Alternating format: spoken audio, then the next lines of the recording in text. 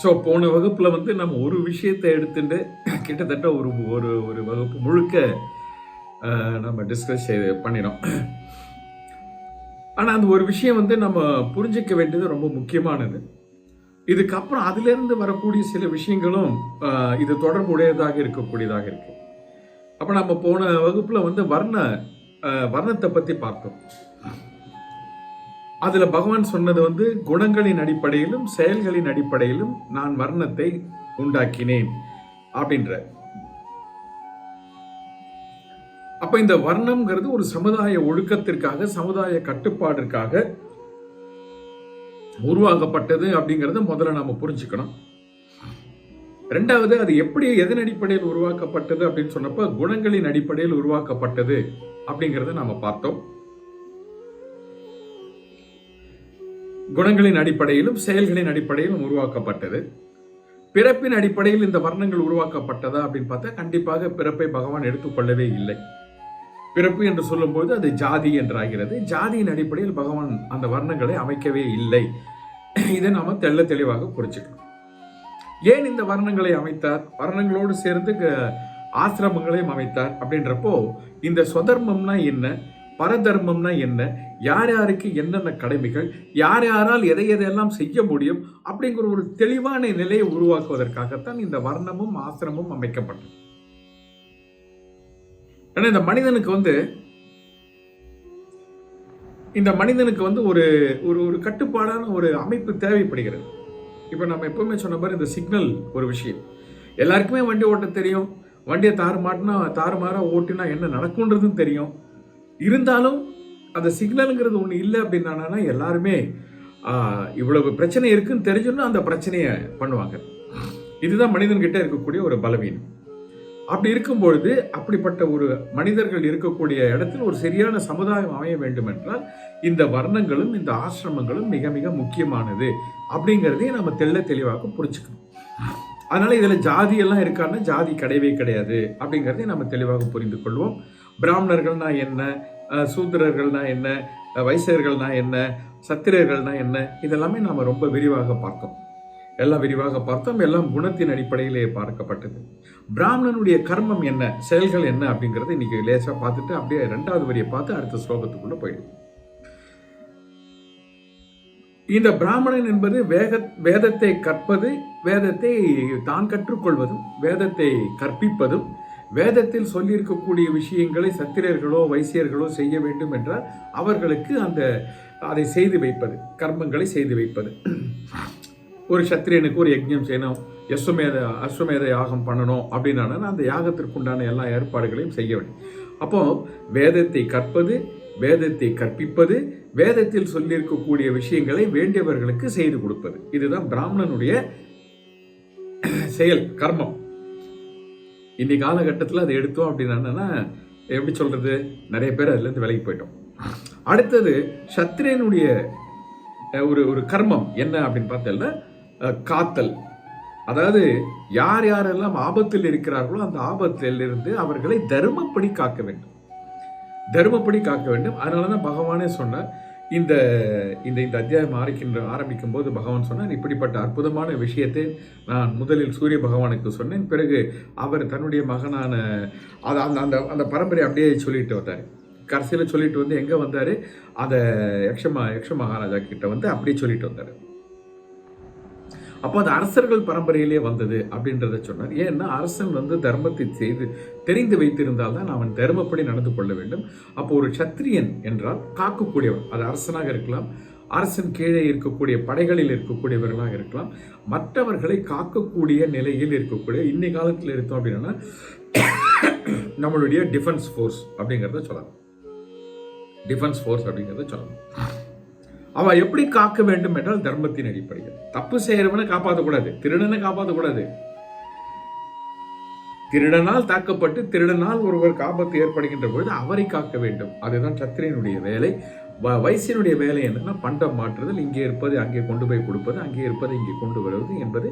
இதை அவன் லாபத்தை வைத்து அவனுடைய வாழ்க்கையை நடத்தி கொள்வதற்காக லாபத்தை வைத்து அவன் செய்து கொள்கிறான். அடுத்தது சூத்திரனுடைய வேலை என்னன்னா உன் உடலால் பணி செய்வது. ஏன் உடலால் பணி செய்ய வேண்டும் என்றால் சூதரன் இடத்தில் இருக்கக்கூடிய குணமாகப்பட்டது தமோ குணம் ஓங்கி இருக்கும், அதற்கு கீழ் ரஜோ குணம் இருக்கும், அதற்கு கீழ் சத்துவ குணம் இருக்கும் என்கின்ற பொழுது சிந்திக்க தெரியாதவர்கள், சிந்திக்கும் திறனை இழந்தவர்கள், சிந்தித்து பார்க்க முடியாதவர்கள், அறிவை பெற முடியாதவர்கள், இப்படிப்பட்டவர்கள்லாம் இருக்காங்க இன்னைக்கு நாட்டில். இதெல்லாம் நம்ம இல்லைன்னு சொல்ல முடியாது, அப்படியெல்லாம் இருக்காங்க. எவ்வளவுதான் சொல்லி கொடுத்தாலும் மண்டையில ஏறாது. மக்கு பிளாஸ்திரின்னு சொல்றோம், அதெல்லாம் லேபிள் போடுறது ரொம்ப தப்பு. அவளை மக்கு பிளாஸ்திரி எதுக்குமே லாய்க்கல, அதெல்லாம் ரொம்ப தப்பு. அவன் அப்படி இருக்கான், அவ்வளவுதான். அப்படிப்பட்டவர்கள் சூத்திரர்கள். அவர்களால் உடலால் என்ன வேண்டுமானால் செய்ய முடியும். அவர்களுக்கு அதில் அவளை பாராட்டி அதில் அவளை இன்னும் எப்படி சிறப்பாக்க முடியுன்றதை நம்ம பார்க்கணும். அப்படிப்பட்டவர்கள் சூத்திரர்கள். இதெல்லாமே நாம பார்த்தோம். இதுல உயர்ந்தவர்கள் தாழ்ந்தவர்கள் யாராவது இருக்காளா அப்படின்னா கண்டிப்பாக பகவான் சொல்லி இருக்கக்கூடிய விதத்தில் பார்த்தால் உயர்ந்தவர்கள் யாரும் இல்லை, தாழ்ந்தவர்கள் யாரும் இல்லை. எல்லாருடைய பங்களிப்பும் ஒரு சமுதாயம் ஒழுங்காக இருப்பதற்கு கட்டாயம் தேவை. ஒரு சூத்திரர்கள் இல்லை என்றாலும் சமுதாயம் அழிந்துவிடும், வைசியர்கள் இல்லை என்றாலும் சமுதாயம் அழிந்துவிடும், சத்திரியர்கள் இல்லை என்றாலும் சமுதாயம் அழிந்துவிடும், பிராமணர்கள் இல்லை என்றாலும் சமுதாயம் அழிந்துவிடும். இந்த 4 பேரும் சேர்ந்து, இந்த 4 கைகள் இணைந்துதான் ஒரு சமுதாயத்தை சீராக வைத்திருக்க முடியும். இதுதான் பகவானுடைய கூற்று. அப்படி சீராக சமுதாயம் இருக்க வேண்டும் என்பதற்காகத்தான் இந்த வர்ணங்களை நான் அமைத்தேன் அப்படின்ட்டு சொல்றாரு. ஓகே, அப்ப இது சமுதாயத்தில் ஒரு பேதத்தை உண்டாக்குவதற்கோ ஒரு பிரிவினையை உண்டாக்குவதற்கோ அல்ல. பிரிவினையற்ற, பேதமற்ற, ஒழுக்கமான, ஒருங்கிணைந்த ஒரு சமுதாயத்தை உருவாக்குவதற்காக மட்டுமே வர்ணங்கள் உருவாக்கப்பட்டது. அதுதான் அதனுடைய அடிப்படை நோக்கம். இதுதான் பகவானுடைய நோக்கம், இதுதான் உண்மை. இந்த வர்ணங்களை பத்தி இப்படியெல்லாம் சொல்லிட்டு அடுத்த வரியிலேயே பகவான் என்ன சொல்றாரு? ஆனால் இதை நான் செய்யவில்லை, எனக்கு இதுக்கு சம்பந்தம் இல்லைன்னு சொல்லிட்டார். இது என்னடா இது? இப்பதானே முதல் வரியில தானே சொன்னாரு குணங்கள் செயல்கள் அடிப்படையில 4 வர்ணங்களை நான் தான் உண்டாக்கினேன்னு சொன்னாரு. 2வது வரியில நான் செய்யலேன்னு சொல்றாரு. அப்படின்றப்ப என்ன ஒரு குழப்பமா இருக்கே பகவான். கிருஷ்ணர்னாலே குழப்பம்தான் அப்படின்ற மாதிரி. அப்ப அந்த 2வது வரியில ஒரு சூக்ஷ்மமான அர்த்தம் இருக்கிறது. அதை இந்த வகுப்புல நம்ம பார்ப்போம். அந்த 2வது உண்டாக வழி என்னன்னா கர்த்தா போக்தா அப்படிங்கிற 2 வார்த்தைகள் இதை நம்ம நிறைய இடத்துல பார்த்திருக்கோம். அப்ப இந்த இடத்துல பகவான் நான் செய்யவில்லை அப்படின்னு சொல்லும் பொழுது அதனுடைய அர்த்தம் என்னன்னா, நான் என்று எந்த வடிவத்தில் என்னை பார்க்கின்றாயோ அந்த வடிவத்தில் இருக்கக்கூடிய நான் செய்யவில்லை அப்படின்னா இதெல்லாம் என்னன்னா, இது யார் செய்தது இது அப்படின்னு சொல்லும் பொழுது இந்த இடத்துல பகவான் இதை செய்தவர் இன்னார் என்கின்ற ஒரு வடிவமைத்து கொடுக்காதே. இது இயற்கையின் விதி, இது இயற்கையின் விதி அப்படின்றப்ப இந்த இடத்துல பகவான் தன்னை கர்த்தாவாக பார்க்கவில்லை. ஏனென்றால் கர்த்தாவாக பார்த்தால் அவர் போக்தாவாக இருந்துதான் ஆக வேண்டும். அவர் தன்னை கர்த்தாவாக பார்க்காமல் இதை சொல்லுகின்ற ஒரு விஷயம்தான் இந்த இடத்துல இருக்கு. அப்போ அவர் தன் உடலை வைத்தும் மனதை வைத்தும் இந்த விஷயத்தை சொல்லவில்லை. ஒரு உயர்ந்த நிலையிலிருந்து அது இயற்கையின் விதியாக இவர் கூறுகின்றார் அப்படிங்கிறத இதை பார்க்கலாம். இது ரொம்ப கன்ஃபியூசிங்கான ஸ்டேட்மெண்ட்டாக இருக்கும். இது நான் பண்ணினேன்றார், அப்புறம் நான் பண்ணலைங்கிறாரு. இது அந்த நான்கிறது யாரு அப்படின்றப்போ முதல்ல நான் பண்ணினேன் என்று பகவான் சொல்லுகின்ற பொழுது அந்த இடத்துல கிருஷ்ண பரமாத்மாவாக இருந்து சொல்லுகின்றார். பிறகு நான் பண்ணவில்லை என்று சொல்கின்ற பொழுது நீ எந்த கிருஷ்ண பரமாத்மாவோட வாயிலிருந்து வந்ததோ அந்த கிருஷ்ண பரமாத்மாவிற்கு நீ ஒரு வடிவம் கொடுத்திருக்கியே, இந்த உடல், இந்த பேரு, இதெல்லாம் அப்படிப்பட்ட அந்த உடலோ பேரோ இருக்கக்கூடியவர் செய்ததல்ல அப்படின்னா இது யாரு கொண்டு வந்தா அப்படின்றப்பதான் இந்த இடத்துல நாம புரிஞ்சுக்கணும். அதாவது இயற்கையோடு இணைந்து, ஏன்னா இந்த குணங்களும் செயல்களும் இயற்கையோடு சேரக்கூடிய விஷயம். நல்லா புரிஞ்சுக்கணும். குணங்களும் செயல்களும் தான் இயற்கையோட சேரும். ஜாதிங்கிறது நாம உருவாக்கல, பிறப்பால் மனிதர்கள் உருவாக்கியதுதான் ஜாதி. ஆனால் குணமும் செயல் இருப்பதில்லை. ஏன்னா குணம்ங்கிறது இயல்பு, இயற்கை. அந்த குணத்தின் அடிப்படையில் தான் செயல்கள் வரும். செயல் வேற மாதிரி இருக்காது. ரஜோ குணம் ஓங்கி இருக்கக்கூடியவனுடைய செயல் சத்துவமாக இருக்கவே இருக்காது. சத்துவ குணம் ஓங்கி இருக்கக்கூடியவனுடைய செயலாகப்பட்டது தமோ குணம் சார்ந்த செயலாக இருப்பதற்கு வாய்ப்பே இல்லை. அப்ப இந்த குணம்ங்கிறது என்னன்னா இயல்பு. இயல்புன்னு சொல்லும்போது நேச்சர். இந்த நேச்சருங்கிறதுக்கு என்ன வடிவத்தை கொடுக்கிறது, என்ன பேரை கொடுக்கிறது அப்படின்னா அது இயல்பாக அப்படியே நடக்கக்கூடிய விஷயம். அந்த உண்மையை தான் இந்த இடத்துல பகவான் சொல்கிறார். நான் சிருஷ்டித்தேன் என்றால் நான் என்று அவர் சொல்லக்கூடியது அந்த இடத்தில் தன் வாயிலிருந்து வருகின்ற வார்த்தை. அதையே உடனே தெளிவு பண்ணுகிறார். நான் என்றால் இதோ இப்ப வாயை வச்சுன்னு நான் உங்ககிட்ட சொன்னேனே, அப்படிப்பட்ட நான் கிடையாது. அப்ப யார் தான் அப்படின்றப்பதான் நாம சூக்ஷ்மமான ஒரு விஷயத்தை புரிந்து கொள்ள வேண்டும். இந்த இடத்தில் இது கர்த்தாவாக இருந்து யாரும் இல்லை, இது இயற்கையினுடைய ஒரு விதியாக, இயற்கையினுடைய ஒரு கோட்பாடாக இருக்கக்கூடிய விஷயம். இயல்பாக மனித இயல்பு அப்படின்ற விஷயத்திலிருந்து வரக்கூடியதுதான் இந்த வர்ணங்கள் அப்படிங்கறத நல்லா புரிஞ்சுக்கணும். இதுல யாருக்காவது ஏதாவது கேள்வி இருக்கா? புரிஞ்சுதா? இரண்டாவது வரியை பத்தி நான் சொன்னது புரியுது.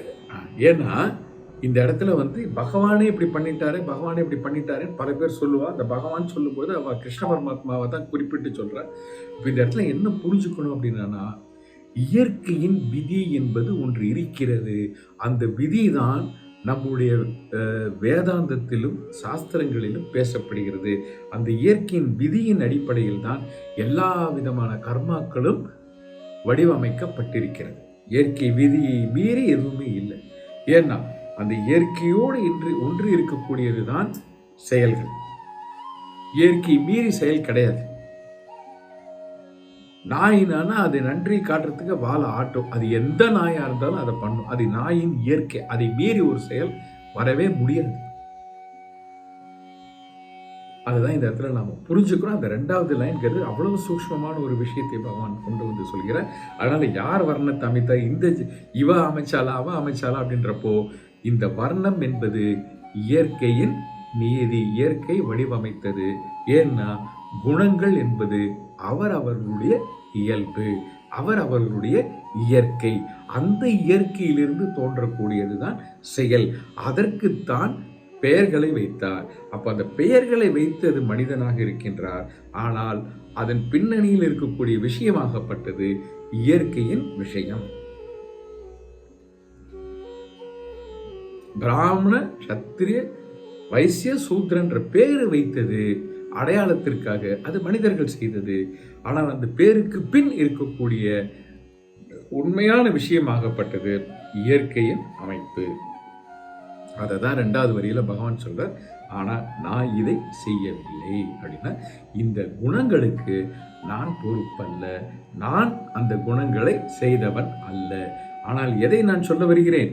குணங்களின் அடிப்படையிலும் செயல்களின் அடிப்படையிலும் தான் வர்ணங்கள் அப்படின்னு சொல்லும்போது அவர்களுடைய எல்லா செயல்பாடுகளும் இருக்க முடியும் அப்படின்றத சொல்லி முடிக்கிறார்.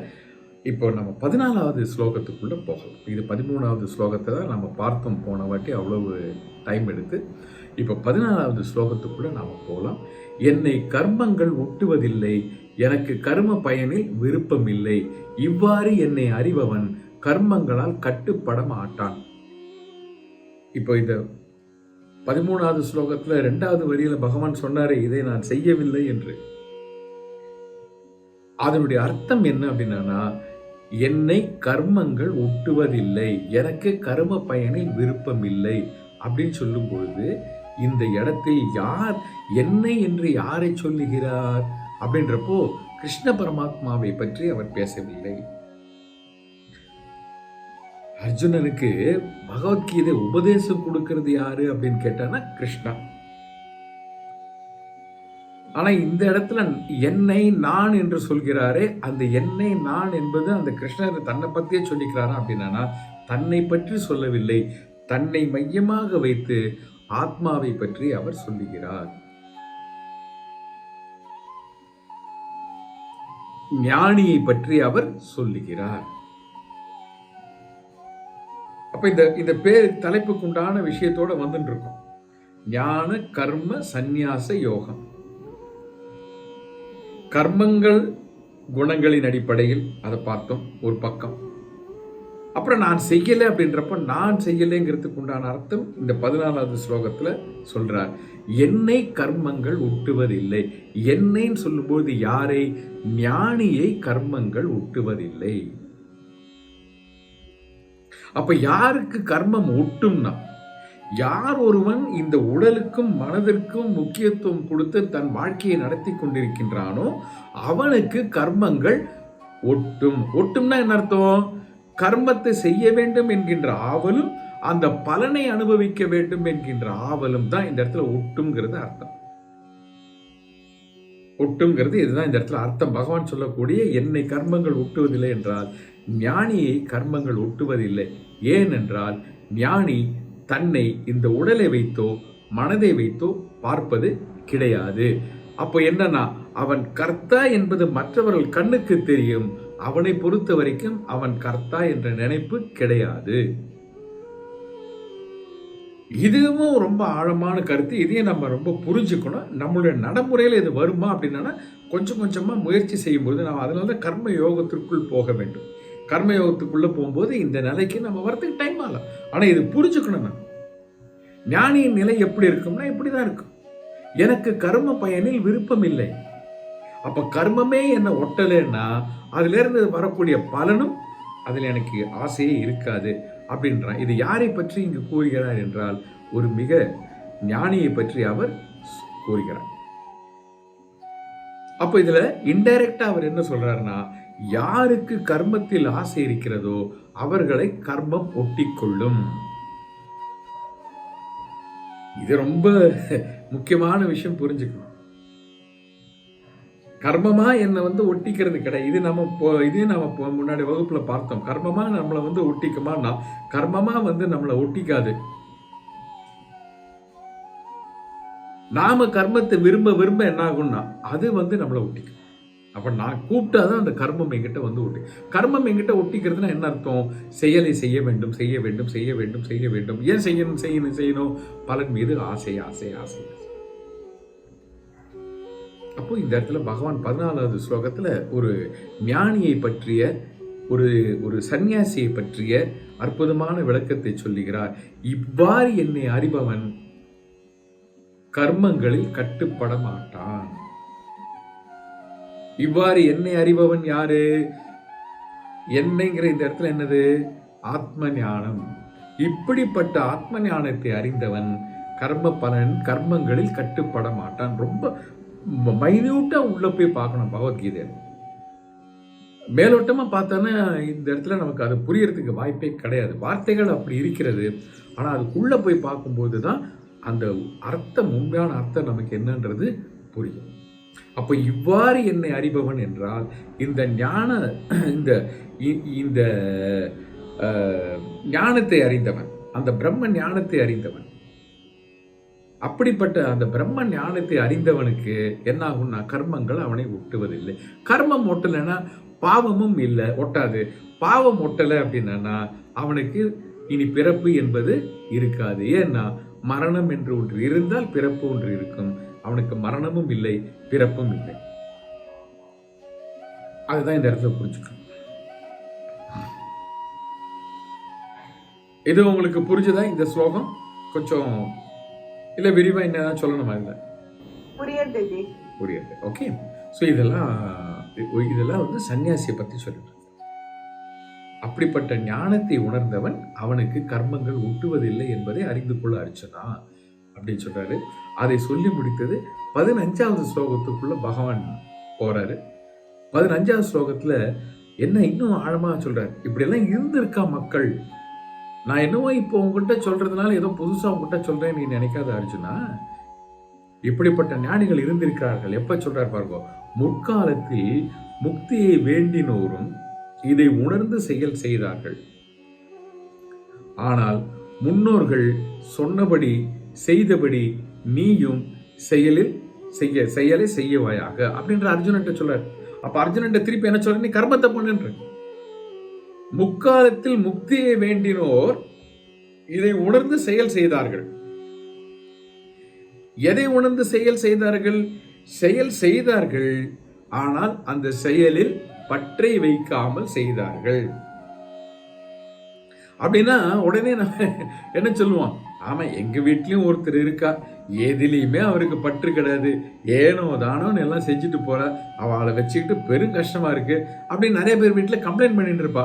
ஆம்படையான் பொண்டாட்டியை பற்றியோ மனைவி ஆம்படையான பற்றியோ கம்ப்ளைண்ட்லாம் நடந்துட்டு இருக்கும். இந்த மாதிரி அவருக்கு ஒன்றுத்துலையுமே ஈடுபாடு இல்லைங்க. அவர் ஏனோ தானோ இன்னொரு வாழ்க்கையை வாழ்ந்துட்டு இருக்காரு அப்படின்பா. அந்த ஏனோ தானோங்கிறது இல்லைங்க பகவான் சொல்றது. அறிவினால் இப்படிப்பட்ட அறிவு முன்னாடி ஸ்லோகத்துல சொன்னார் பார்த்த, இவ்வாறு என்னை அறிபவன். இப்படிப்பட்ட ஒரு அறிவு அந்த கர்ம யோகத்தை பற்றி, ஞான யோகத்தை பற்றி, அப்ப முக்தியை அடைய வேண்டும் என்று நினைத்தவர்கள், அந்த நினைப்பு எல்லாருக்குமே வராது. நல்லா புரிஞ்சு போடணும். அந்த நினைப்பு எல்லாருக்குமே வராது. அதையும் நம்ம பார்த்துட்டோம். பகவான் அர்ஜுனன் அந்த கேள்வியும் கேட்கிறான், ஏன் பிடிச்சி இப்படி பாவத்துக்குள்ள தள்ளிடான்ட்டு ஆசை இருக்கிற காரணத்துல. ஆனா கொஞ்சம் பேருக்கு அப்படி இருக்கு. அப்படி முக்தியை வேண்டினோர் எதை உணர்ந்து பற்றில், செயலில் பற்றை வைக்காமல் இருத்தல் அப்படின்ற அறிவை உணர்ந்து செயல் செய்தனர். அப்போ எல்லா காலத்திலுமே இது அடுத்த ஸ்லோகத்துல இதை பத்தி இன்னும் கொஞ்சம் கூட வரப்போகுது. செயல் செய்யாமல் மனிதன் இருக்க முடியாது. இதையே நாம பார்த்துட்டோம். அப்படி செயலை செய்கின்ற பொழுது எப்படிப்பட்ட மனோபாவத்தோடு செய்யணும் அப்படின்றது தான் இந்த ஸ்லோகத்துல மீண்டும் பகவான் சொல்கின்றார். முக்தியை அடைய வேண்டும். முக்தினா உடனே எங்கேயோ போறது இல்லை. முக்திங்கிறது மோட்சம். மோட்சம்ங்கிறது என்னது? மன நிறைவான நிலை. வாழுகின்ற காலத்தில் மன நிறைவோடு நாம் வாழ்கின்றோமே, அதற்கு பெயர் மோட்சம். அதுதான் இந்த இடத்துல முக்தி என்று சொல்வார். அப்போ இப்படி அணைய வேண்டும் என்று உணர்ந்தவர்கள் செயலை எப்படி செய்யணும் இதை உணர்ந்தவர்கள் எதை உணர்ந்தார்கள்? கர்மத்தை செய்கின்ற போது அதில் பற்று இல்லாமல் செய்ய வேண்டும். அப்படின்னா என்ன அர்த்தம்? ஏனோதானு செய்யறது அர்த்தம் கிடையாது. கர்மத்தை கடமை உணர்வோடு, அப்படின்னா என்ன அர்த்தம்? கர்மத்தை யோகமாக செய்ய வேண்டும் என்று உணர்ந்தவர்கள் அவர்கள் செயல்களை அப்படி செய்தார்கள். இதை உணர்ந்தவர்கள் யாருக்கு அந்த மாதிரி உணர்வு வரும்? முக்தி அடைய வேண்டும் என்று நினைக்கிறவர்கள். எல்லாருக்கும் வருமா? வராது. எல்லாருக்குமே கர்மத்தை யோகமா செய்ய வேண்டிய நினைப்பு வருமோ? வராது. யாருக்கு வரும்?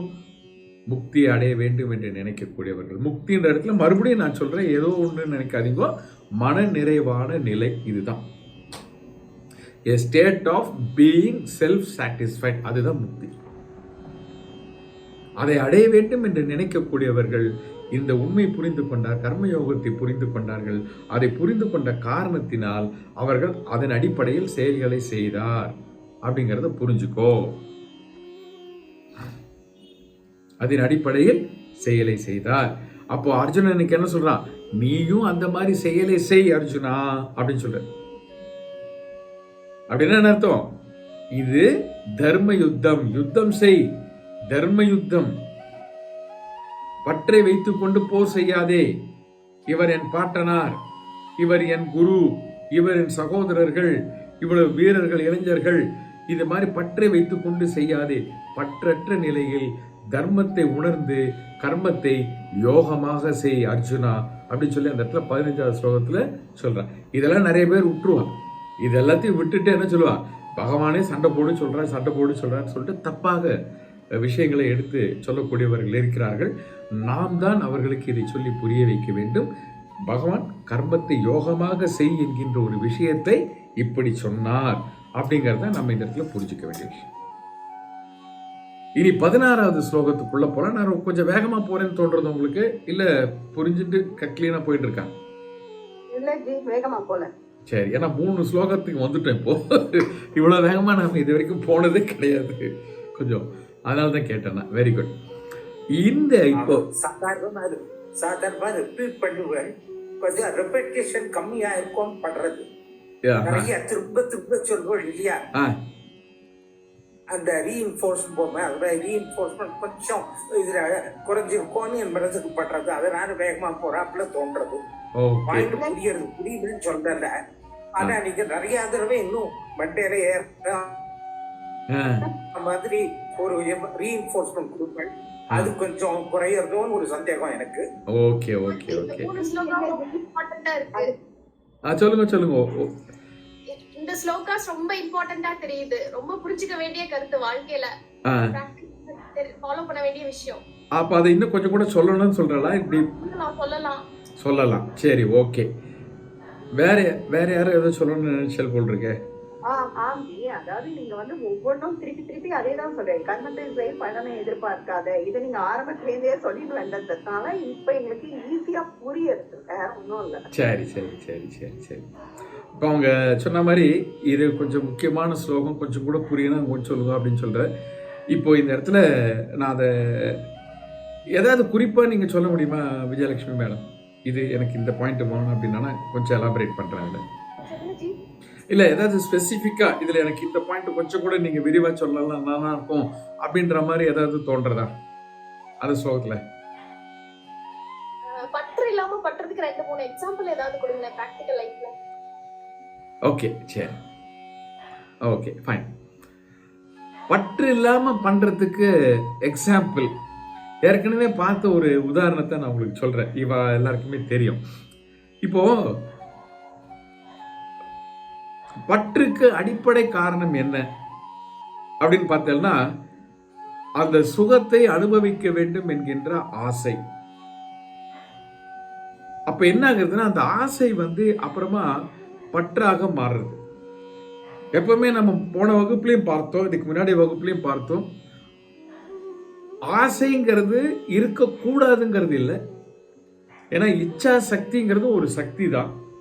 எப்படிப்பட்ட விஷயங்களில் ஆசை இருக்க வேண்டும் அப்படின்னா, அந்த ஆத்ம விஷயங்களை தெரிந்து கொள்ள, பிரம்மத்தை பற்றிய ஞானத்தை தெரிந்து கொள்ள, எந்த ஒரு விஷயத்தில் எனக்கு ஆசை இருந்தால் அந்த விஷயமாகப்பட்டது என் நிலையை இன்னமும் மேம்படுத்தும், என் வாழ்க்கையை இன்னமும் மேம்படுத்தும், என்னுடைய மனதை இன்னமும் ஒரு அழகான ஒரு செம்மையாக்கும். அப்படிங்கிற விஷயத்துல நமக்கு ஆசை வருகின்ற பொழுது அது தவறில்லை, அது சார்ந்த விஷயங்கள். அந்த இடத்துல ஆசை இருக்கும், செயலில் இருக்குவோம், ஆனால் பற்று இருக்காது. மெல்ல மெல்ல அந்த பற்று விலகிடும். ஆனா அதுக்குள்ள நாம டீப்பா போயிட்டே இருப்போம். இன்னும் கொஞ்ச நேரத்துல அதை பத்தி நான் சொல்றேன். ஆனா பற்று எங்க வருது அப்படின்னு பார்த்தோம்னா, நம்முடைய ஆசையாகப்பட்டது சுகபோகங்களில் இறங்குகின்ற பொழுது, சுகபோகங்களை அனுபவிக்கணும்ட்டு இறங்கும் பொழுதுதான் அந்த ஆசை பற்றில் கொண்டு போய் விடுகிறது. நான் ரெகுலராக சொல்லக்கூடிய ஒரு விஷயம் என்னன்னா, ஒரு ஐஸ்கிரீம் சாப்பிட்டுட்டோம், ரைட், எனக்கு ஐஸ்கிரீம் சாப்பிடணும்னு ஆசையாக இருந்து சாப்பிட்டுட்டேன். ஆனால் அந்த ஒரு ஐஸ்கிரீமோடு நம்மளால் நிறுத்த முடியுறதோ?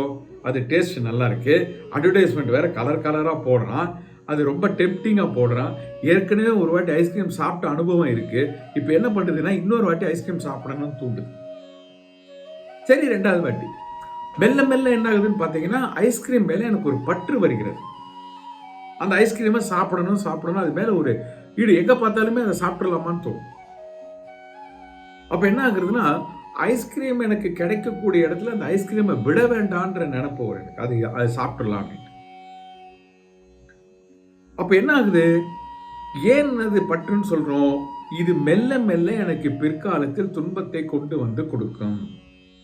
சுகபோகங்களில் நமக்கு பற்று ஏற்பட ஏற்பட அந்த பற்று அப்பொழுது நமக்கு சுகமாக இருக்கும், பிற்காலத்தில் அது நமக்கு துன்பமாக மாறிவிடும் இல்லையா? அதுக்கப்புறம் கோல்டு வருதுங்கிறோம், அதுக்கப்புறம் இருமல் வருதுங்கிறோம், தொண்டை கட்டிக்கிறதுங்கிறோம், அந்த பிரச்சனைங்கிறோம், இந்த பிரச்சனைங்கிறோம். டாக்டர் வந்து திடீர்னு நீங்கள் கோல்டான ஐட்டம்ஸ் எதுவுமே சாப்பிடக்கூடாதுன்றோம். இப்படியெல்லாம் நிலைமை வருது. அதை வச்சுக்கிட்டே நம்ம அவசரப்படுறோம். நான் ஜஸ்ட் ஐஸ்கிரீம்ங்கிறது ஒரு எக்ஸாம்பிளுக்கு சொன்னேன், அவ்வளோதான். ஆனால் பகவானை பற்றி அறிய வேண்டும், இறைவனை பற்றி மேலும் மேலும் அறிய வேண்டும், அந்த பிரம்ம ஞானத்தை நான் அடைய வேண்டும், அதன் மீது எனக்கு ஒரு ஆசை வருகிறது, அதை தேடி நான் ஓடுகிறேன்றப்போ, அதை நீ அறிய அறிய உனக்குள் இருக்கக்கூடிய துன்பங்கள் உன்னை விட்டு விலகுமே ஒழிய அது உனக்கு துன்பமாக மாறாது. அப்போ அந்த மாதிரி விஷயங்களில் நாம் ஆசை வைக்கின்ற போது அங்க பற்றும் வராது. ஏன்னா அந்த அறிவு வளர வளர எல்லாம் நம்மளை விட்டு விலகிக்கிட்டே போகும். விலக விலக தான் துன்பமும் போகும். இதுக்கு இப்போ வந்து நம்ம சொல்லணும் அப்படின்னா, நான் ஏற்கனவே சொன்ன உதாரணம், பலாப்பழத்திலிருந்து அந்த பலாப்பழ சொலையை எடுக்கணும் அப்படின்றப்போ, சொலையை சாப்பிடணும், ஆனால் அதை சுற்றி இருக்கக்கூடிய அந்த பசை என் கையில் ஒட்டக்கூடாது, ஒட்டாமல் எடுக்கணும் அப்படின்றப்போ நாம் ஒரு யுக்தியை பயன்படுத்துகிறோம். நல்லா தேங்காய் எண்ணெயோ ஏதோ தேங்காய் எண்ணெய் தான் தடவிப்போம் மோஸ்ட்லி, பாக்கி எண்ணெய் வேறு விதமான வாசனையை கொடுக்கும்.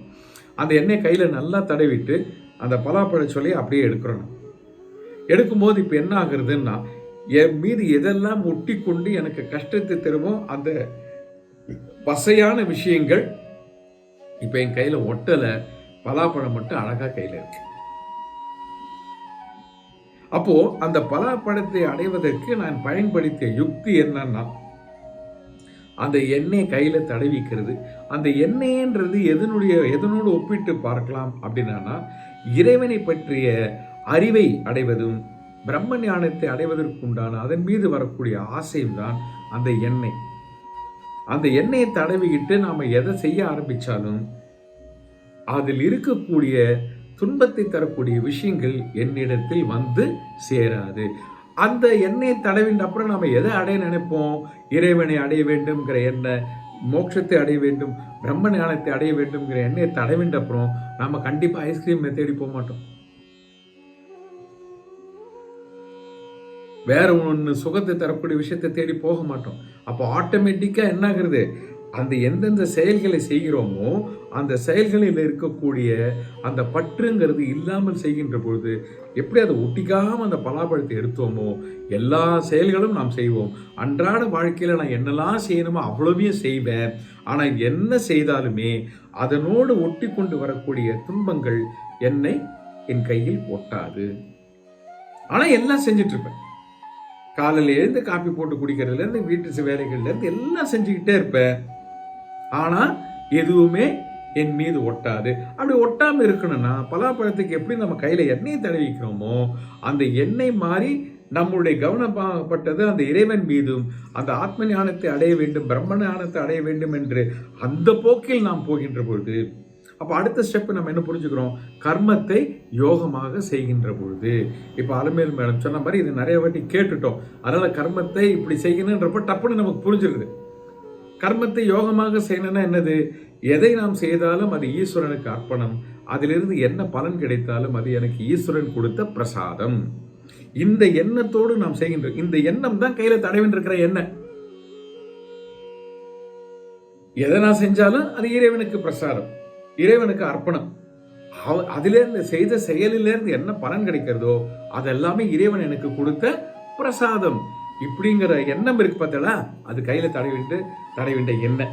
இந்த எண்ணத்தை வைத்துக் கொண்டு எந்த கர்மத்தை நாம் செய்தாலும் அது பற்று இல்லாமல் அந்த கர்மத்தை முழு ஈடுபாடோடு செய்ய முடியும். ஆனால் நாம் அதில் ஒட்டி கொள்ள மாட்டோம். ஏன்? நான் என்ன பண்றேனோ அது ஈஸ்வரனுக்கு அர்ப்பணிக்கிறேன். அப்ப எனக்காக பண்ணல இல்லையா? பற்று எங்க வருது? எனக்காக பண்ணும்போது தானே பற்று வருது. ஆனா இப்ப என்ன மனநிலையோட பண்றேன்? ஈஸ்வரனுக்கு அர்ப்பணிக்கிறேன்ற மனநிலையோட பண்றேன். அடுத்தது பலன் மீது பற்று. ஐயோ இது பண்ணிட்டு அது கிடைக்கணுமே, அது கிடைச்சிருமா, ஆகா கிடைச்சிருது. அப்ப பலன் மீது வரக்கூடிய பற்று. ஆனா நான் பலனை இப்ப எப்படி பாவிக்கிறேன்? அது இறைவன் எனக்கு கொடுத்த பிரசாதம். அப்ப இந்த மனோபாவம்ங்கிறது கையில எண்ணெய் தடவிட்ட மாதிரி எல்லாத்தையும் செய்யும். ஆனா எதுவும் என் மேல ஒட்டாது. அதுதான் இந்த இடத்துல கர்மயோகம் சொல்றேன். இதை உணர்ந்தவர்கள், முக்தியை வேண்டி செல்லக்கூடியவர்கள் இதை உணர்ந்து கொண்டார்கள். எது? கர்மயோகத்தை உணர்ந்து கொண்டார்கள். கர்மயோகத்தை உணர்ந்து கொண்டு அப்படி அவர்கள் செயல்பட்டார்கள். அப்படின்னு என்ன அர்த்தம்? எல்லாத்தையுமே செஞ்சா ஆனா எதிலும் அவர்களுக்கு பற்று கிடையாது. பற்றற்ற நிலையில் அவர்கள் செய்தார்கள். பற்றற்ற நிலையில் செய்ய வேண்டும் என்றால் பலன் மீது கவனத்தை வைக்காமல் கடமையாக காரியங்களை செய்கின்ற பொழுது அது பற்ற உள்ள ஒரு நிலையை உருவாக்காது. உங்களுக்கு இது போதிய அளவுக்கு உங்களுக்கு விஷயம் கிடைச்சதா? கரெக்டா இருந்தது ஜி. அந்த பலாப்பழ எக்ஸாம்பிள் ரொம்ப தேங்க்ஸ். ஓகே, நல்லா புரிஞ்சுது இல்லையா? சந்தோஷம். ஓகே, ஸோ இதுதான் இந்த ஸ்லோகத்தினுடைய அடிப்படை நோக்கம். ஏன்னா இந்த ஸ்லோகமே பார்த்தோம்னா நான் ஏற்கனவே சொன்ன மாதிரி பகவத்கீதையினுடைய அடிப்படையான விஷயங்கள் 2வது அத்தியாயத்திலையும் அதை கொஞ்சம் எக்ஸ்டெண்ட் பண்ணி 3வது அத்தியாயத்திலையும் முடிச்சுட்டேன். அதே விஷயத்தை தான் வேறு பல கோணங்களில் இனி பகவான் சொல்ல போகிறார். ஏன்னா அது நமக்கு ரொம்ப ஆழமா புரியும். ஜஸ்ட் வெளியிலேருந்து பார்த்தா ஓ இவ்வளவுதானு தோணும். ஆனால் ஒரு ஸ்லோகமாக பார்க்க இன்னும் டீப்பாக எக்ஸ்பேண்ட் ஆகிட்டே போகும் நம்ம நாலேஜ். அதுக்காக தான் இவ்வளவுன்னு சொல்கிறார். இப்போ இந்த 15வது ஸ்லோகத்தில் நம்ம பார்த்ததும் பகவான் அதான் சொல்கிறார், கர்மயோகத்தை தான் சொல்கிறார். இப்படி செய்ய வேண்டும். அதனால அர்ஜுனா நீயும் யுத்தத்தை செய். எப்படி யுத்தம் செய்ய வேண்டும்? கற்பற்றற்ற நிலையில் யுத்தத்தை செய்வாயாக. என் பாட்டனார் என்று யோசிக்காதே, என் தம்பிகள் என்று யோசிக்காதே. இது என் இளைஞர்கள் படை வீரர்கள் அங்கே இருக்கா, யானை கொல்லப்படும், குதிரை கொல்லப்படும், அது பண்ண, அதெல்லாம் யோசிக்காத.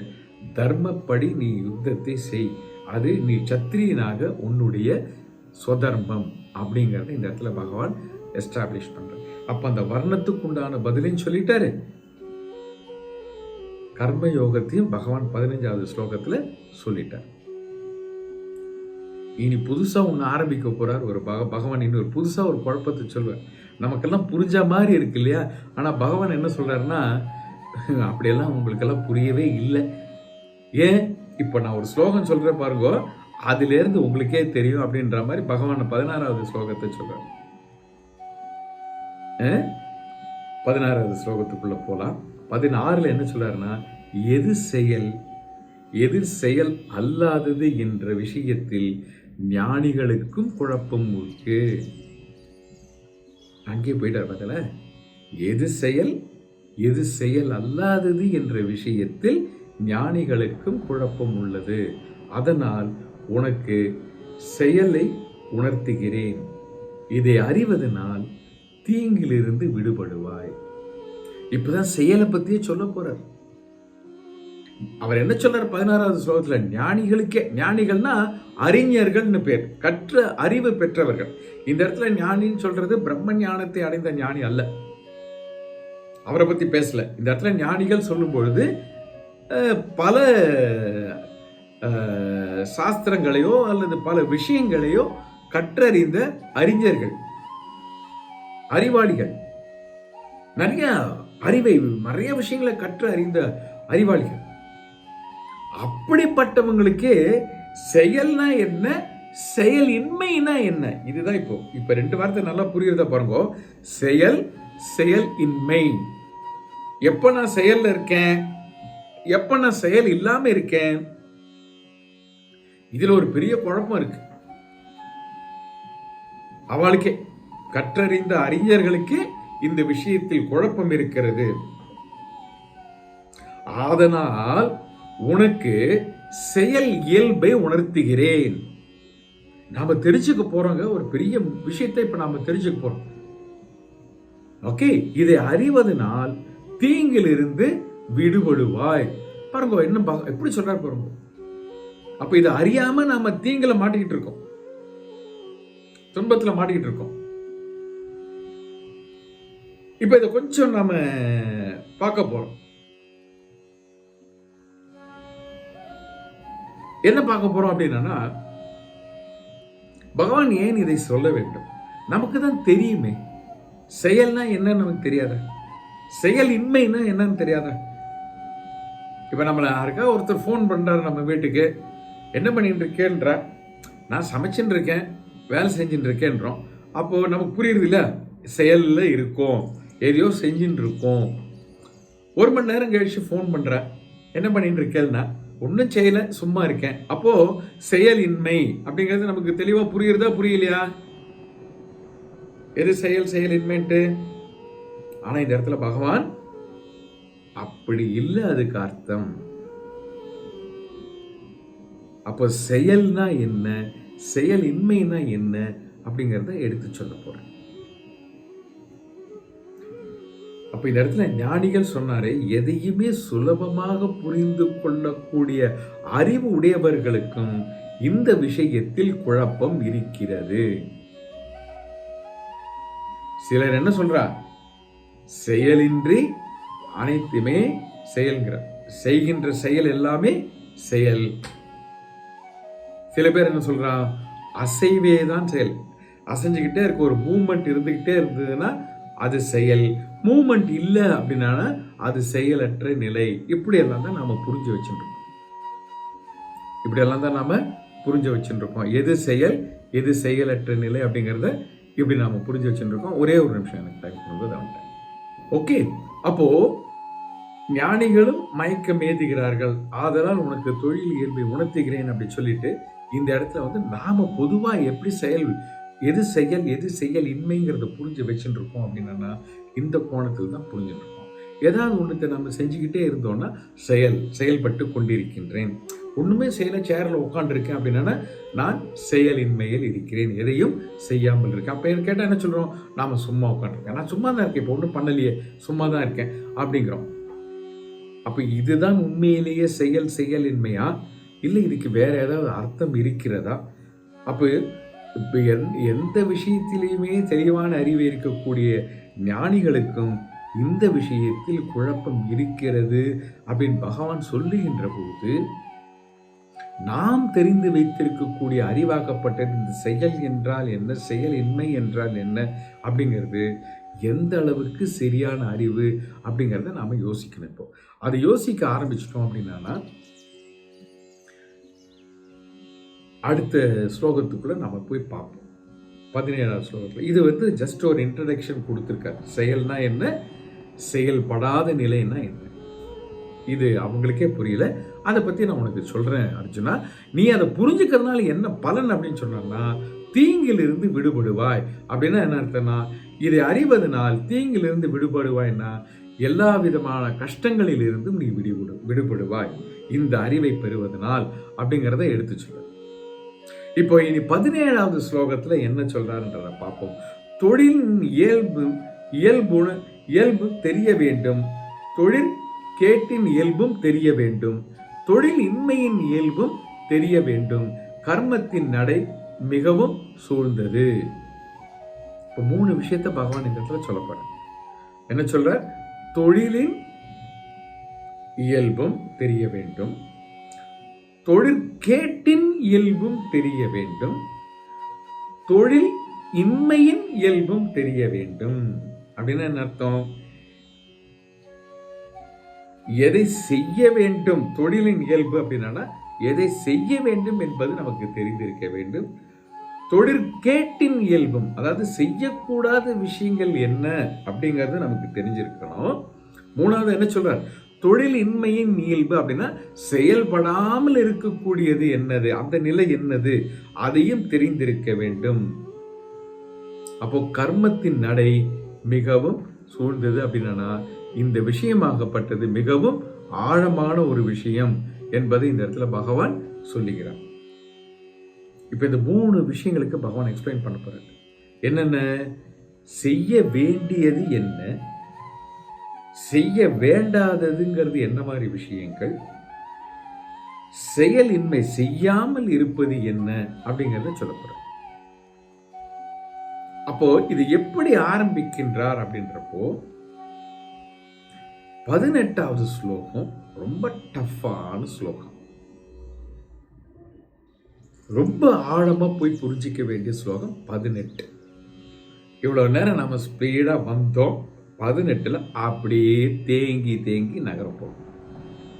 அது என்ன அப்படின்றத பார்ப்போம். இந்த இடத்துல சாஸ்திரத்தில் கூறியுள்ளது போல் அப்படின்றப்போ கர்மத்தின் அறிவாகப்பட்டது மிகவும் ரகசியமானது அப்படிங்கிறத சொல்றார் இந்த 17வது ஸ்லோகத்துல. ஏன் அப்படி சொல்றார் அப்படின்னா, கர்மத்தை பற்றிய அறிவு எங்கும் விரிவாக விளக்கப்படவில்லை. ரகசியம்னா என்னங்க புரிஞ்சுக்கிட்டோம்? நமக்கு புரியாத வரைக்கும் ஒரு விஷயம் ரகசியம்தான். இதுக்கு ஒரு கதை சொல்லியிருக்கேன், ஞாபகம் இருக்கா உங்களுக்கு? ராஜா கிளி கதை ஞாபகம் இருக்கா உங்களுக்கு?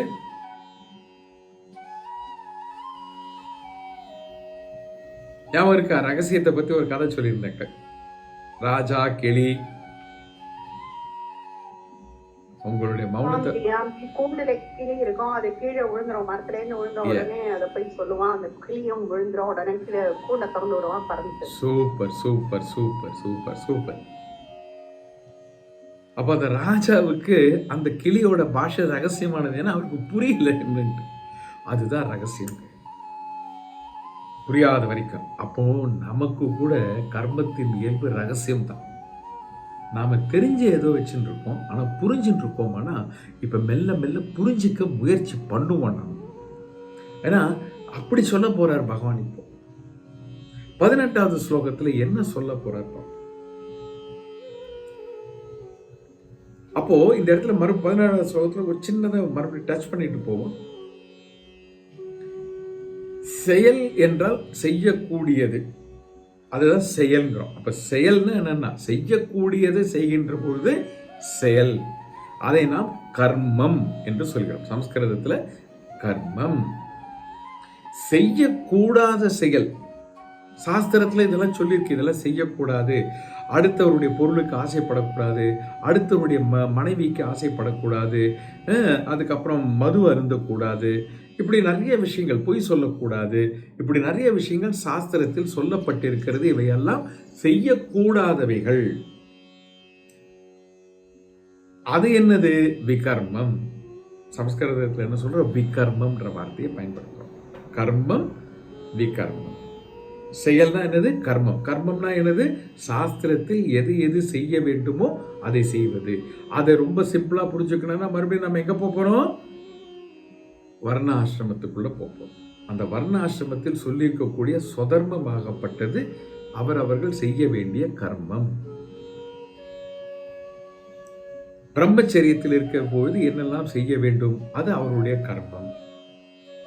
பிரம்மச்சரியத்தில் இருக்கும்போது என்னெல்லாம் செய்யக்கூடாது, சொதர்மத்தை செய்கின்ற போது அதற்கு பேர் விகர்மம். அதே மாதிரி கிரகஸ்தாசிரமம், அதே மாதிரி வானப்பிரஸ்தம், அதே மாதிரி சந்நியாசம். அங்கு என்னெல்லாம் செய்ய வேண்டும் என்று சாஸ்திரம் சொல்லியிருக்கின்றதோ அதற்கு பெயர் கர்மம், அதற்கு பெயர் தான் செயல்.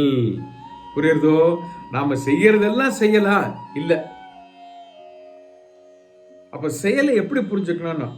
அப்ப காலையில ஏந்து நான் காப்பி போடுறேன், அது செய்யலா செயல் இல்லையா அப்படின்னா அது நம்மளுடைய சொதர்மம், அது நம்மளுடைய சொதர்மம்.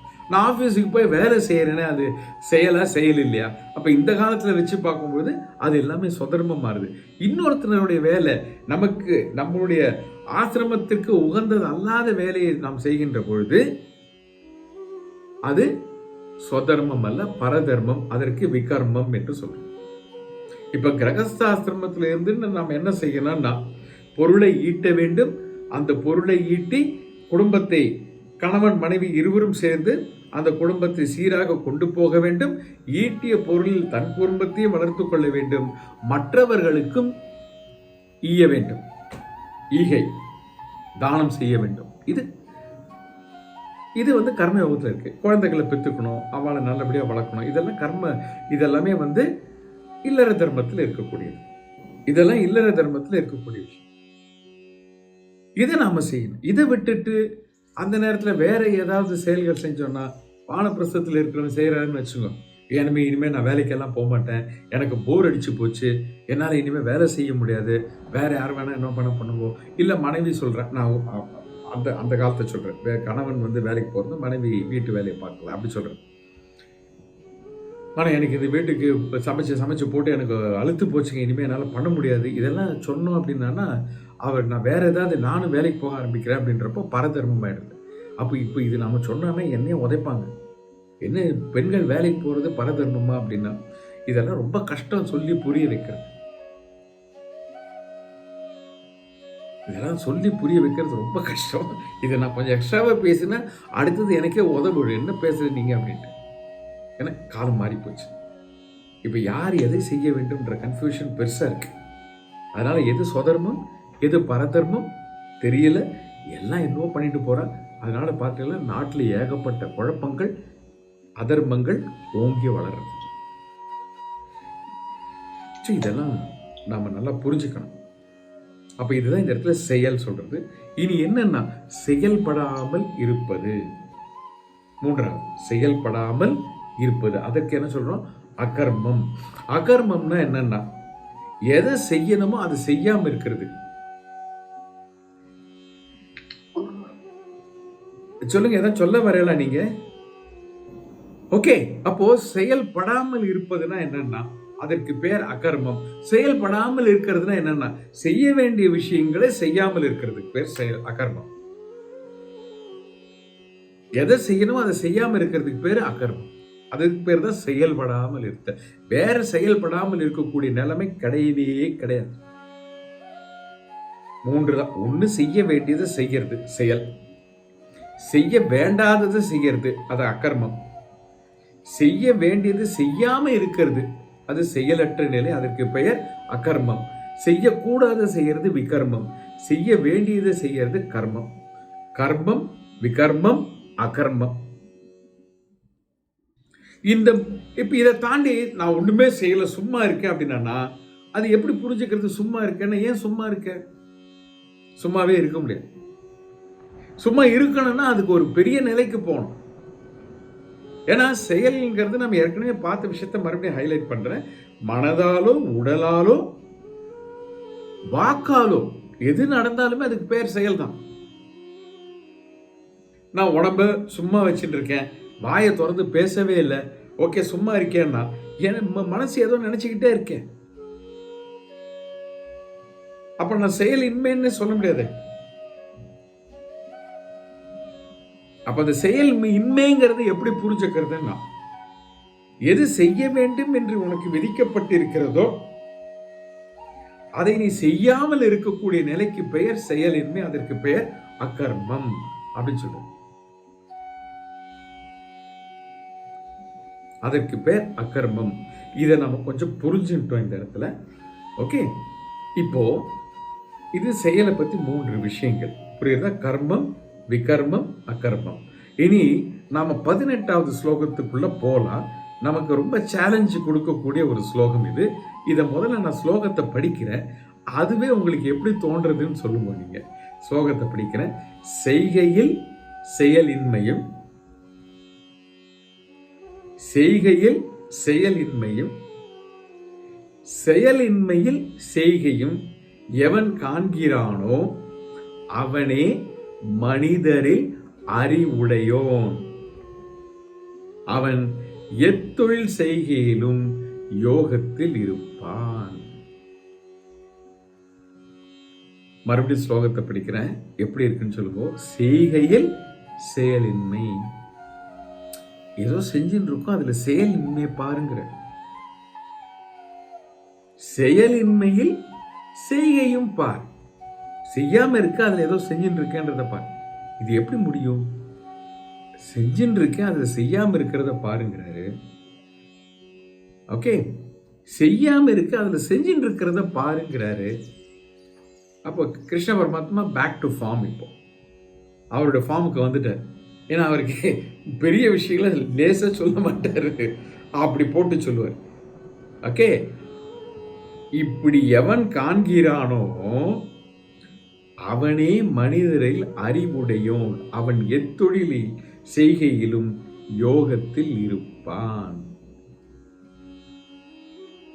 அப்போ இந்த இடத்துல நாம இந்த ஸ்லோகத்தை கொஞ்சம் விரிவாக பார்த்து புரிந்து கொள்ள வேண்டும்.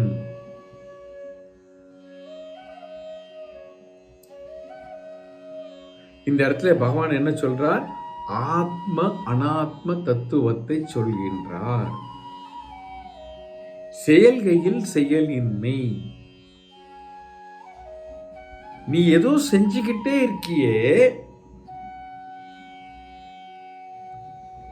அதுல செயலின்மையை பார். அப்ப இந்த இடத்துல 2 விஷயத்தை சொல்றார். ஆத்மா, அனாத்மா. திருப்பி நம்ம பழைய இடத்துக்கு போவோம், 2வது அத்தியாயத்துல பார்த்ததுக்கு போவோம், கொஞ்சம் அப்படியே ரீஃப்ரெஷ் பண்ணிப்போம். நாம மனிதனுடைய இந்த மனித பிறப்பு 2 கலந்ததாக இருக்கிறது. ஆத்மா என்றும் அனாத்மா என்றும் இந்த 2இன் கலவைதான் இந்த மனித பிறப்பு. இந்த மனித சரீரம், இந்த மனிதன் சொல்றோமே, இந்த மனிதனுடைய ஒரு ஆக்சுவல் ப்ரொபோசிஷன் என்ன அப்படின்னு பார்த்தோம்னா ஆத்ம அனாத்ம, a combination of these 2 things. அனாத்மா என்பது ஜடப்பொருள், பூத உடல். ஒரு மனுஷன் இருந்துட்டு என்ன சொல்ற? பூத உடல், ஜடப்பொருள். இந்த உடலாக இருக்கட்டும், மனமாக இருக்கட்டும், இது ஜடப்பொருள். ஏன் இது ஜடப்பொருள்? இது எதனால் உருவாக்கப்பட்டது? பஞ்சபூதங்களால் உருவாக்கப்பட்டது. பஞ்சபூதங்களால் உருவாக்கப்பட்டது. அப்போ அவைகள் ஜடப்பொருள்கள். அப்போ இந்த ஜடமாக இருக்கிறதற்கு பெயர் அனாத்மா என்று சொல்லக்கூடிய இந்த மனிதனுடைய ஒரு பகுதி. ஆனா ஜடமாக இருக்கக்கூடிய மனிதன் உணர்வுடையவனாக, நல்லா புரிஞ்சுக்கோ, நான் பயன்படுத்தக்கூடிய வார்த்தை, நான் பயன்படுத்துறேன்னா என்னுடைய சொந்த வார்த்தை கிடையாது, இந்த இந்த இந்த இந்த இந்த இந்த இந்த பகவத்கீதையிலிருந்து வரக்கூடிய வார்த்தைகள். அதை நான் உங்க முன்னாடி கொண்டு வந்து வைக்கிறேன். மனிதன் உணர்வு நிலையை அடைவதற்கு, அனைத்தையும் உணர்ந்த நிலையில் இருப்பதற்கு ஆத்மாவின் துணை தேவை.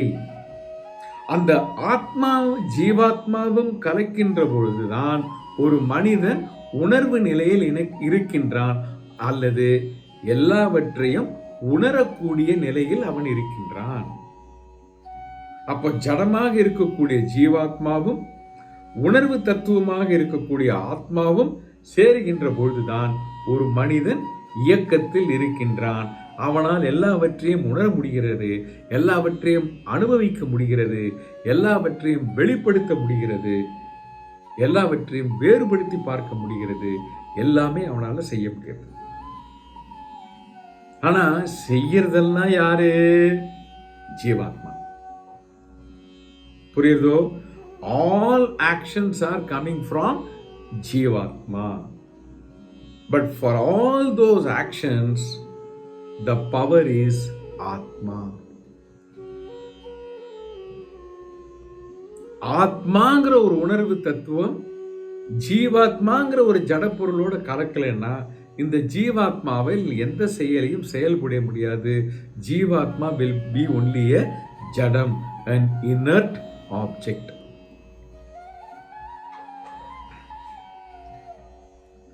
இது வரைக்கும் ஓகேவா?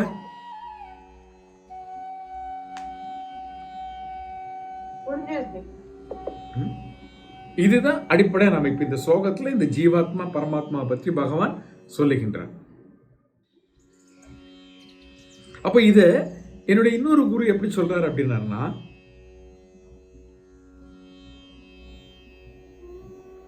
Bulb, filament, electricity principle. பல்புன்னு ஒன்று இருக்கு, அதுக்குள்ள ஃபிலமெண்ட்னு ஒன்று இருக்கு, அப்புறம் எலக்ட்ரிசிட்டின்னு ஒன்று. இதை மட்டும் நான் சொல்லிட்டு இன்னைய வகுப்பை முடிச்சுக்கலாம். பல்புங்கிறது எதுக்கு உதாரணம் அப்படின்னா, இந்த உடலுக்கு, ஸ்தூல உடலுக்கு உதாரணமாக இருக்கக்கூடியது பல்பு. அந்த கண்ணாடி குடவை இருக்குல்ல, அந்த கண்ணாடி குடவை bulb, that is equal to or related to this ஸ்தூல சரீரம். அதுக்குள்ள ஒரு ஃபிலமெண்ட் இருக்கு பாருங்க, அந்த ஃபிலமெண்ட் is equal to நம்மளுடைய சூக்ஷ்ம சரீரமான மனசு. ஏன்னா இந்த உடல், இந்த மனிதன்கிறது என்னது? உடலும் மனமும் சேர்ந்ததுதான்.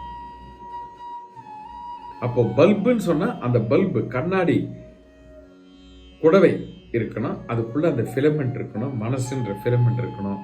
ஆனா வெறும் பல்பு அப்படியே இருந்ததுன்னா அதனால எந்த பிரயோஜனமும் கிடையாது. அந்த பல்புல எலக்ட்ரிசிட்டி போகும்போது தான் அது பிரகாசத்தை தருகிறது, அது இயங்கக்கூடிய ஒரு விஷயமாக மாறுகிறது. அந்த எலக்ட்ரிசிட்டி போகலைன்னா அது இயங்காமல் வெறும் ஜடமாக இருக்கிறது. அப்ப இந்த இடத்துல எலக்ட்ரிசிட்டிங்கிறது என்னது? யாருக்கு டக்குன்னு சொல்றீங்க? எலக்ட்ரிசிட்டிங்கிறது என்னது இந்த இடத்துல? ஆத்மா. அவ்வளவுதான், அவ்வளவேதான். அந்த ஆத்மாங்கிற எலக்ட்ரிசிட்டி இந்த பல்பு, உடல், மனம் சொல்லக்கூடிய அந்த கண்ணாடி பல்பு, அதுக்குள்ள இருக்கக்கூடிய ஃபிலமெண்ட் அதோட சேரல அப்படின்னா இந்த பல்பு வந்து இன்ஆக்டிவ், இனர்ட், செயலற்று இருக்கும். ஆனா இந்த பல்பு செயல்படணும் அப்படின்னு சொன்னா அந்த எலக்ட்ரிசிட்டிங்கிற ஆத்மா போய் சேரணும். இதோட இந்த வகுப்பை நிறுத்திட்டு ஸ்லோகத்தோட இதை எப்படி கனெக்ட் பண்ணலாம் அப்படிங்கிறத நம்ம அடுத்த வகுப்பில் பார்ப்போம். இந்த வெள்ளிக்கிழமை வகுப்பு இருக்காது, ஒரு கல்யாணம் இருக்குது, அதுக்கு நான் போய் ஆகணும். அப்போ நம்ம இனி அடுத்த புதன்கிழமை அன்னைக்கு அடுத்த வகுப்பில் நாம் சந்திப்போம். அது வரைக்கும் இது எல்லாத்தையும் நல்லா அப்படியே ஞாபகம் வச்சுங்க. இன்னொரு திருப்பி நாம் 2வது ஸ்லோகம் 2வது அத்தியாயம் 3வது அத்தியாயம் எல்லாத்தையும் டச் பண்ண போகிறோம். சரியா? அப்போ இன்னி வகுப்பு நம்ம இதோட முடிச்சுக்கலாம். ஏதாவது கேள்விகளாக இருந்தால் கூட எழுதி வச்சுக்கோ. இந்த ஃப்ரைடே மிஸ் பண்ணிடுவோம். அடுத்த வெட்னஸ்டே நம்ம கேட்போம். ஓம் பூர்ணமத பூர்ணமிதம் பூர்ணாத் பூர்ணமுதச்யதே பூர்ணஸ்ய பூர்ணமாதாய பூர்ணமேவாவசிஷ்யதே. ஓம் சாந்தி சாந்தி சாந்தி.